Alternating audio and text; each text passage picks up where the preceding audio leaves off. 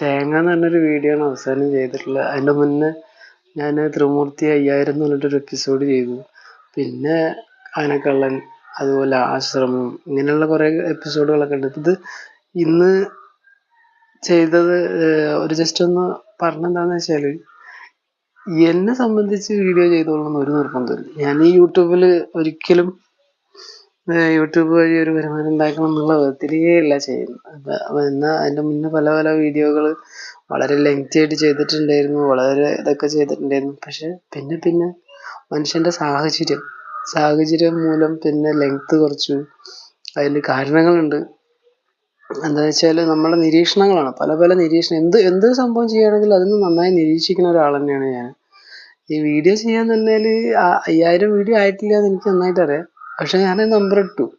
അതിൽ ഒരു സത്യം പറഞ്ഞ ആ ഒരു വീഡിയോ ഒരു ഭീഷണിപ്പെടുത്തുന്നൊരു സംഭവം തന്നെയാണ്. അതായത് ഞാൻ ജനിച്ചതിൻ്റെ ഒരു ഉദ്ദേശം എനിക്കറിയുന്നതിനേക്കാൾ കൂടുതലായിട്ട് ദൈവം തമ്പുരാനറിയാം.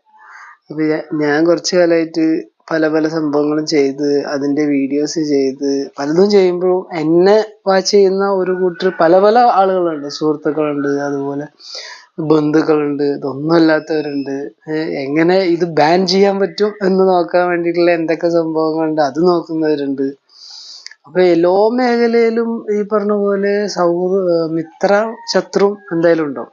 ഞാൻ ഒരു വിധത്തിലും കുടുംബത്തിൽ നിന്നായാലും എവിടെ നിന്നായാലും ശത്രുക്കളെ സൃഷ്ടിക്കാൻ വേണ്ടിയിട്ടൊന്നും ചെയ്യാറില്ല. പക്ഷെ എനിക്ക് ശത്രുത എന്ന ഒരു രീതിയിൽ പല ഭാഗത്തു നിന്ന് ഉണ്ടായി കഴിഞ്ഞാൽ അവിടുന്ന് ഞാൻ ഒഴിവാകാറ്. അപ്പം നമ്മുടെ ബന്ധത്തിൽ ഒരു മരണം സംഭവിച്ചു, വേണ്ടപ്പെട്ട ബന്ധം, അവരുമായിട്ട് എനിക്ക് ഒരു പ്രശ്നമില്ല. പക്ഷെ ഞാൻ അവിടേക്ക് പോയില്ല, അവർക്ക് വേണ്ടി പ്രാർത്ഥിച്ചു.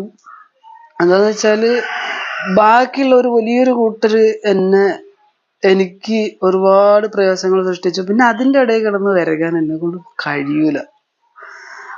അങ്ങനെ ഉള്ള ഒരു സംഭവങ്ങളാണ് എൻ്റെ ലൈഫിൽ ഇപ്പം ഇങ്ങനെ സംഭവിച്ചുകൊണ്ടിരിക്കുന്നത്. അപ്പം ഒറ്റയ്ക്കാണ് എല്ലാ കാര്യങ്ങളും ഒറ്റയ്ക്ക് ചെയ്യണം. തേങ്ങ പൊളിച്ചത് ഒറ്റയ്ക്കാണ്. തേങ്ങ പൊളിച്ച് വിറ്റു, ചെറിയ കാശൊക്കെ കിട്ടി. അപ്പോൾ എൻ്റെ ഒരു സുഹൃത്ത് വെച്ചിരുന്നു, തേങ്ങ വിറ്റിട്ടൊക്കെയാണ് ഇപ്പം ജീവിതമല്ലേ. അങ്ങനത്തെ ഒരു ആവശ്യമായിട്ടില്ല, എന്നാൽ തേങ്ങ വിറ്റിട്ടും ജീവിക്കാൻ അറിയാം. അങ്ങനെ എല്ലാ മേഖലയിലും വലിയൊരു എന്താ പറയുക, ഒരുപാട് എക്സ്പീരിയൻസ് ദൈവം നമുക്ക് തന്നതുകൊണ്ട് അതൊക്കെ കൂടെ വെച്ചിട്ട് അങ്ങനെ ജീവിച്ചു പോകുന്നു. വീഡിയോസ് അധികം ചെയ്യാൻ ഒരു താല്പര്യമില്ല, എന്നാലും ഇടയ്ക്കൊക്കെ വരും ജീവിച്ചിരിപ്പുണ്ടെന്ന് അറിയിക്കാൻ വേണ്ടിയിട്ട്.